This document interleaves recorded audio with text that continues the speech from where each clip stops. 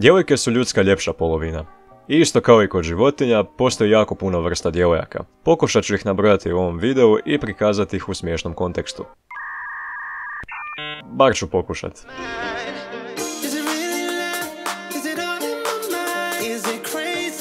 U ovom videu neću odjeljivati djevojke prema tome je li neka zgodna, ružna ili lijepa. Prvenstveno jer ne postoje ružne i lijepe cure.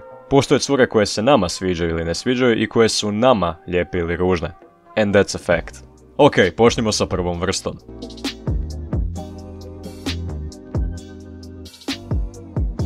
One su vrlo osjetljive po pitanju svojih živčanih stanica, tako da im samim tim jako dobro stoji jedna poznatija titula, Drama Queen.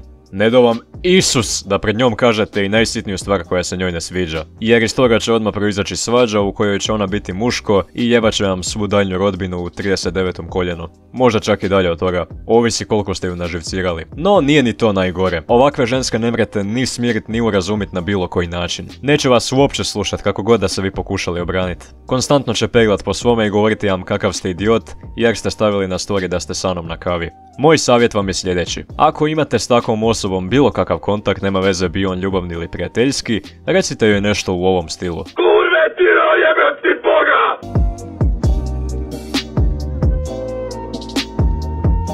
Ovakve cure su jako povučene u sebe i ne vole baš razgovarati s ljudima lice u lice, već više vole komunikaciju putem dopisivanja. Razlozi takvom ponašanju mogu biti svakakvi, na primjer anksioznost, stres ili depresija. Mada nisu one baš čitavo vrijeme takve. Nekad im nije ni do čeg, nekad im se spava, nekad im se plače, a nekad se smiju na stvarno svakakve gluposti. Te samim tim prema ovakvim curama treba biti jako oprezan, jer za razliku od živčanih, ove cure su emotivno osjetljive, tako da ih možeš jako lako rastužiti. A ako nisi prodao dušu Sotoni i imaš bar donekle milosti, onda to ne želiš napraviti.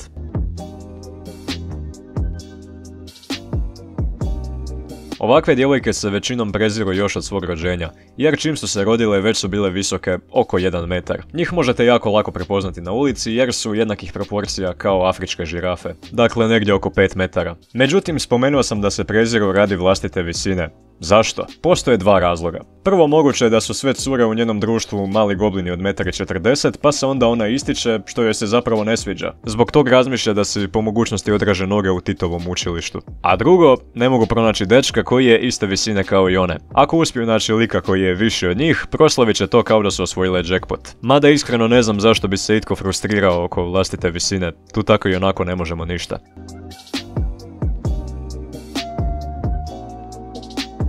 Kako postoje visoke, tako postoje i niske cure. Te imaju dosta sličnosti sa visokim curama. One se također preziru radi svoje visine, ali ja bih rekao puno manje od ovih visokih jer ipak cure većinski i jesu niske. Ali i one imaju svoje mane. Možda su u situaciji da su jedine niske u društvu, te zbog tog si žele poput našeg Nikse povećati visinu. Ali, ako ovakva neka djevojka nađe nekog jednika koji je niži i 1 mikrometar od nje, bit će žrtva njenog bulijanja do kraja života. Ok, pravim kratku digresiju. Znate one oglase tipa Željka se nalazi 1 kilometar od tebe i želite upoznat, želite ljubit, želi sve s tobom. Siguran sam da znate. Ja sam tako jednom sa svojih nevinih 12 godina igrao igrice na nekom niskobudžetnom sajtu i vidio sam oglas. Te sam mislio kako mene neka Željka želi kao svog partnera te da se nalazi samo kilometar od mene. I tako ja se zaputim i hodam, kad ono nije Željka, već Željko. Naravno šalim se, ova priča nije istinita. Sad kad malo bolje razmislim, ne znam zašto sam odlučio ubaciti ovo u video. Ok, pravit ćete se da ovo niste čuli. Može, vratimo se mi nazad.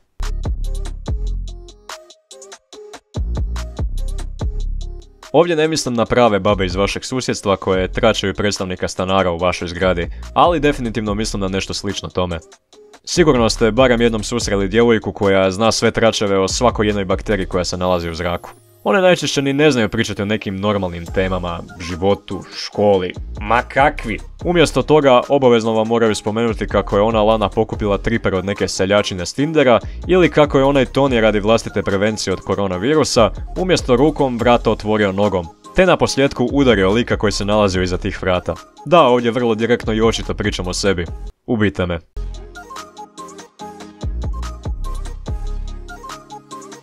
Da, svi muškarci ih kao ne vole, ali vole se petljati sa njima. Njihovo ponašanje i samopoštovanje je ravno nuli. Na Instagramu se slikaju u provokativnom izdanju, pogotovo kada je ljeto, mada ima i onih luđakinja koje se obuku što je manje moguće čak i u zimskim danima i onda se čude kako su se prehladile. Ovakve djevojke najčešće su željne popularnosti i još nečeg kao sibir sunca.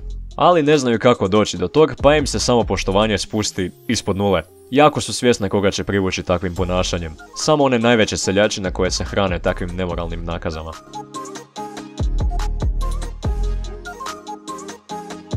Nažalost ima ih sve više i više. Ne trebam objašnjavati pretjerano zašto je ova skupina, isto kao i prethodna, živi talog. Pristojne su samo prema najboljim prijateljicama i dečku ako ga imaju. A prema drugima se ni ne trude biti pristojne, već eto imaju nešto zacrtano u glavi i jako drsko odgovaraju neovisno o tome šta ste ih pitali. Nerijetko su jako raspoložene da vam izbiju koji pršljen ili zub, tako da ako ih prepoznate, ne postavljate im više ni jedno jedino pitanje, jer posljedice mogu biti gadne i krvave po vas.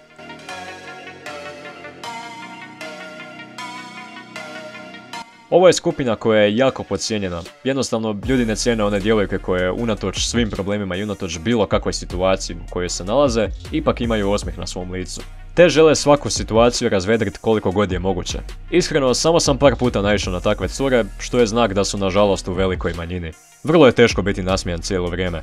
Jedino ako se predoziraš nekim lijekovima, pa ti kroz uši krenu ispadat hormoni sreće.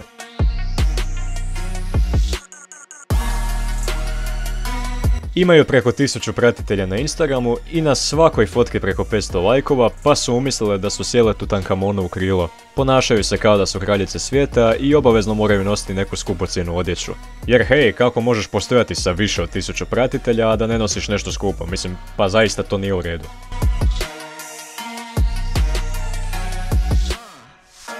Za kraj sam ostavio skupinu zbog koje razmišljam da si skratim život nabijanjem vilica u šteker. Nije bitno ko si i šta si, ona svaku pa i najmanju lošu stvar koju napraviš u školi prijavljuje profesoru. Vrlo često ima i jako iritantan glas, tako da to može zvučati nekako ovako. Profesore, to nije nacrtao nešto neprimjereno u svojoj bilježnici. Znate li kako se riješiti ovakvih cura na vrlo pristojan način? I mislio sam da ne znate. Pa evo ovako. Inače evo jedan fun fact. Mene prati preko 30% ženskih gledatelja. Tako da dame, ako ste se prepoznale u ovom videu, slobodno mi to napišite u komentare. I to je to, hvala vam što ste odgledali ovaj video do kraja, vidimo se kad tad sa novim. Doviđenja. Toliko paketića svi oko mene liče na Deda Mraza. Ali ironija najveća jeste to što svaki ko snijeg pada. Nemoj da hodaš tu da čuo sam da crna je snježna staza. Jer kad jednom pređeš liniju s bijelih linija, veruj nema nazad.